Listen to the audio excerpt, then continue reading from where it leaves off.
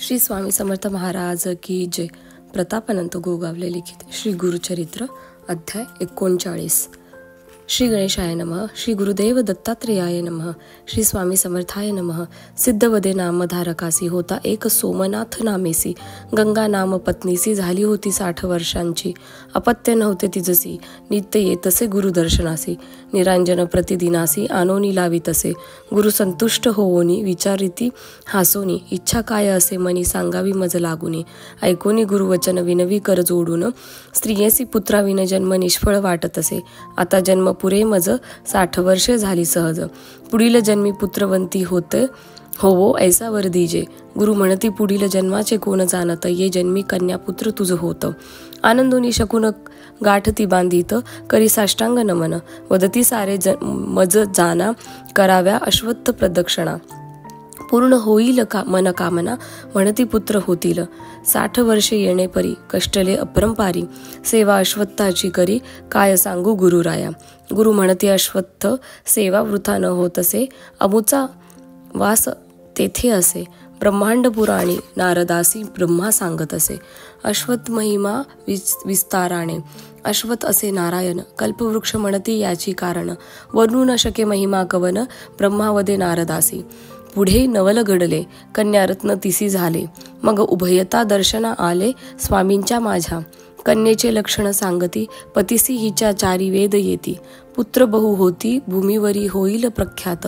म्हणती ती पुत्र हवा मजसी। गुरु वदती ज्ञानी हवा वर्षे तिसी। की मूर्ख शतायुतासी वदे योग्य पुत्र असावा। 5 पुत्र व्हावे तयाला। पुढे तो ते लाधला कन्येचा पती दीक्षित झाला यज्ञ करोणी। इति श्री स्वामी समर्थ शिष्य प्रतापानंत गोगावले विरचिते सार्थसारे। श्री गुरुचरित्र परमकथा कल्पतरो। श्री नृसिंह सरस्वत्युपाख्याने सिद्ध नामधारक संवादे। वृद्ध वंध्या प्रसवो नाम 39तमोऽध्यायः। ओवी संख्या 688। श्री स्वामी समर्थ महाराज की जय।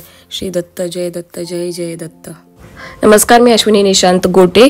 प्रतापानंत गोगावले लिखित श्री गुरुचरित्र पोथीचं पारायण किंवा वाचन करण्याचा मागचा केवळ हा हेतू आहे की असे काही स्वामी भक्त गुरुभक्त आहेत ज्यांच्याकडे पोथी अवेलेबल नाही, परंतु त्यांना ह्याच्यातले अध्याय जाणून घ्यायचे आहेत। आणि काही असे भक्त आहेत जे ऐकू शकत नाहीत, वाचू शकत नाहीत, पण त्यांना ऐकायची मात्र इच्छा आहे। किंवा मग असे काही भक्त असतील जे परदेशात राहतात, त्यांच्याकडे पोथी नाहीये परंतु त्यांना स्वतःला वाचन करायचे आहेत। तर तशा भक्तांनी व्हिडिओमध्ये दिलेल्या गेलेल्या ठिकाणी जाऊन तुम्ही पॉज करून स्वतः स्क्रीनशॉट घेऊन स्वतः देखील वाचन किंवा पारायण करू शकता। त्यामुळे पोथी वाचताना काही चुकलं असल्यास माफी असावी, क्षमस्व। हा छोटासा प्रयत्न करण्यात येत आहे त्या स्वामी भक्तांसाठी। तुम्हाला इतर काही स्वामींना घेऊन काही अध्याय पाहायचे असतील, वाचायचे असतील, ऐकायचे असतील तर श्री स्वामी समर्थ पोथी वाचन असं एक प्लेलिस्ट आहे। त्या प्लेलिस्टमध्ये जाऊन तुम्ही श्री स्वामी समर्थ पोथी हे देखील बघू शकता। किंवा चरित्र सारामृताचं पारायण तुम्हाला पोथी असेल तर ती सुद्धा तिथे आहे अवेलेबल।